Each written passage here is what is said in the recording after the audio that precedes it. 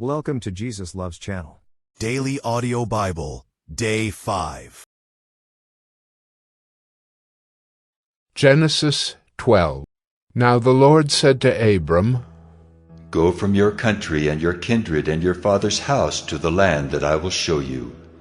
And I will make of you a great nation, and I will bless you and make your name great, so that you will be a blessing.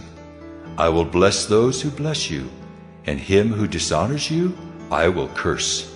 And in you all the families of the earth shall be blessed. So Abram went as the Lord had told him, and Lot went with him. Abram was 75 years old when he departed from Haran. And Abram took Sarai his wife, and Lot his brother's son, and all their possessions that they had gathered, and the people that they had acquired in Haran, and they set out to go to the land of Canaan. When they came to the land of Canaan, Abram passed through the land to the place at Shechem, to the oak of Moreh. At that time the Canaanites were in the land. Then the Lord appeared to Abram and said, To your offspring I will give this land. So he built there an altar to the Lord, who had appeared to him. From there he moved to the hill country on the east of Bethel, and pitched his tent, with Bethel on the west and Ai on the east. And there he built an altar to the Lord, and called upon the name of the Lord. And Abram journeyed on, still going toward the Negeb. Now there was a famine in the land, so Abram went down to Egypt to sojourn there, for the famine was severe in the land. When he was about to enter Egypt, he said to Sarai his wife, I know that you are a woman beautiful in appearance, and when the Egyptians see you, they will say, This is his wife. Then they will kill me, but they will let you live. Say you are my sister, that it may go well with me because of you, and that my life may be spared for your sake. When Abram entered Egypt, the Egyptians saw that the woman was very beautiful. And when the princes of Pharaoh saw her, they praised her to Pharaoh. And the woman was taken into Pharaoh's house. And for her sake he dealt well with Abram. And he had sheep, oxen, male donkeys, male servants, female donkeys, and camels. But the Lord afflicted Pharaoh and his house with great plagues because of Sarai, Abram's wife. So Pharaoh called Abram and said, What is this you have done to me? Why did you not tell me that she was your wife? Why did you say, She is my sister, so that I took her for my wife? Now then, here is your wife. Take her and go. And Pharaoh gave men orders concerning him, and they sent him away with his wife and all that he had. Genesis 13. So Abram went up from Egypt, he and his wife and all that he had, and Lot with him, into the Negeb. Now Abram was very rich in livestock, in silver, and in gold. And he journeyed on from the Negeb as far as Bethel, to the place where his tent had been at the beginning, between Bethel and Ai, to the place where he had made an altar at the first. And there Abram called upon the name of the Lord. And Lot, who went with Abram, also had flocks and herds and tents, so that the land could not support both of them dwelling together, for their possessions were so great that they could not dwell together. And there was strife between the herdsmen of Abram's livestock and the herdsmen of Lot's livestock. At that time the Canaanites and the Perizzites were dwelling in the land. Then Abram said to Lot, Let there be no strife between you and me, and between your herdsmen and my herdsmen, for we are kinsmen. Is not the whole land before you? Separate yourself from me. If you take the left hand, then I will go to the right. Or if you take the right hand, then I will go to the left. And Lot lifted up his eyes, and saw that the Jordan valley was well watered everywhere, like the garden of the Lord, like the land of Egypt, in the direction of Zoar. This was before the Lord destroyed Sodom and Gomorrah. So Lot chose for himself all the Jordan valley, and Lot journeyed east. Thus they separated from each other. Abram settled in the land of Canaan, while Lot settled among the cities of the valley, and moved his tent as far as Sodom. Now the men of Sodom were wicked, great sinners against the Lord. The Lord said to Abram after Lot had separated from him, Lift up your eyes and look from the place where you are, northward and southward and eastward and westward. For all the land that you see I will give to you and to your offspring forever. I will make your offspring as the dust of the earth, so that if one can count the dust of the earth, your offspring also can be counted. Arise, walk through the length and the breadth of the land, for I will give it to you. So Abram moved his tent, and came and settled by the oaks of Mamre, which are at Hebron, and there he built an altar to the Lord. Genesis 14. In the days of Amraphel, king of Shinar, Arioch, king of Elasar, Chedorlaomer, king of Elam, and Tidal, king of Goyim.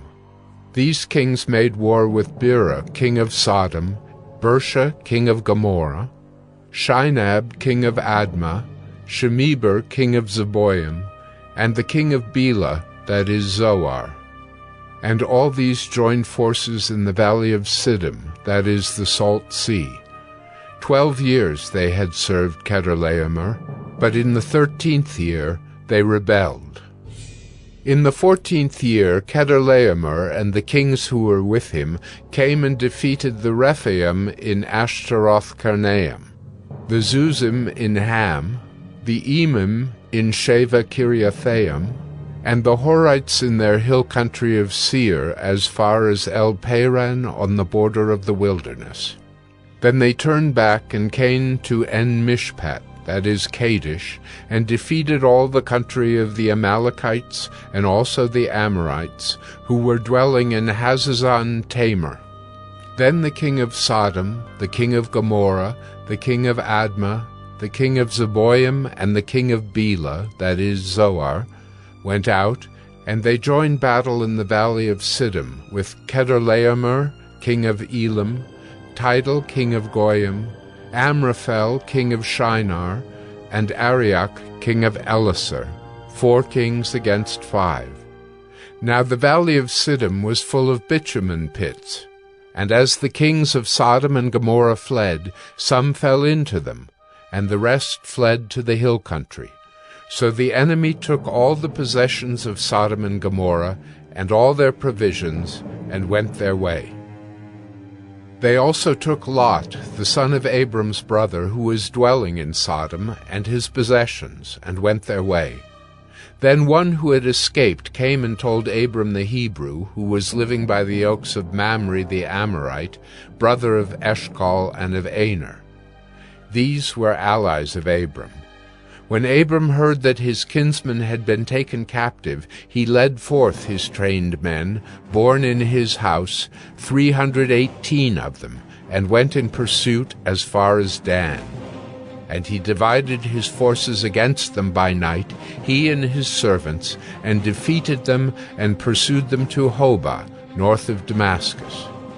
Then he brought back all the possessions, and also brought back his kinsman Lot with his possessions, and the women and the people.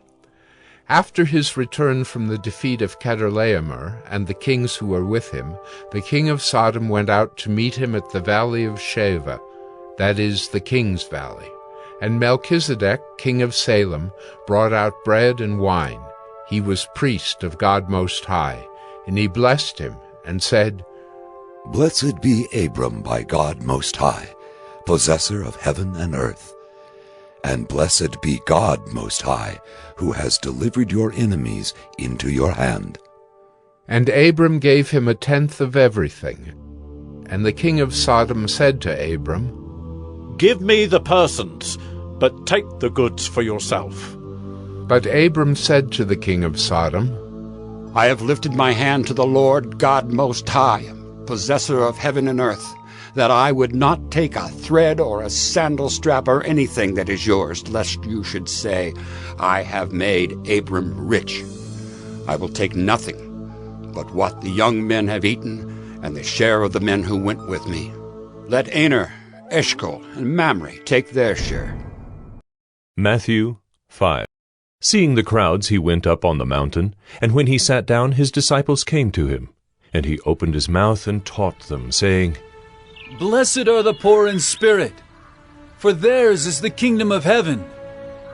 Blessed are those who mourn, for they shall be comforted.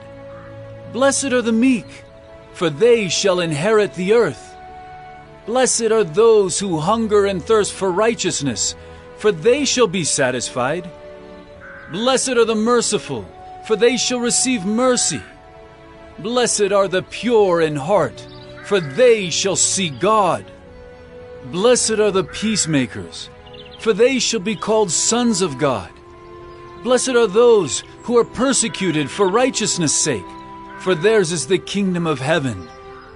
Blessed are you when others revile you and persecute you, and utter all kinds of evil against you falsely on my account. Rejoice and be glad, for your reward is great in heaven, for so they persecuted the prophets who were before you. You are the salt of the earth. But if salt has lost its taste, how shall its saltiness be restored? It is no longer good for anything except to be thrown out and trampled under people's feet. You are the light of the world. A city set on a hill cannot be hidden. Nor do people light a lamp and put it under a basket, but on a stand, and it gives light to all in the house. In the same way, let your light shine before others, so that they may see your good works and give glory to your Father who is in heaven. Do not think that I have come to abolish the law or the prophets. I have not come to abolish them, but to fulfill them. For truly I say to you, until heaven and earth pass away, not an iota, not a dot will pass from the law until all is accomplished. Therefore, whoever relaxes one of the least of these commandments and teaches others to do the same will be called least in the kingdom of heaven. But whoever does them and teaches them will be called great in the kingdom of heaven. For I tell you, unless your righteousness exceeds that of the scribes and Pharisees, you will never enter the kingdom of heaven. You have heard that it was said to those of old, You shall not murder, and whoever murders will be liable to judgment. But I say to you that everyone who is angry with his brother will be liable to judgment. Whoever insults his brother will be liable to the council, and whoever says, You fool, will be liable to the hell of fire.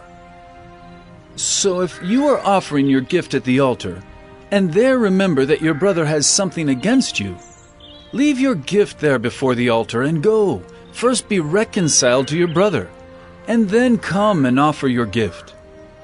Come to terms quickly with your accuser, while you are going with him to court, lest your accuser hand you over to the judge, and the judge to the guard, and you be put in prison. Please subscribe, share, like, and comment.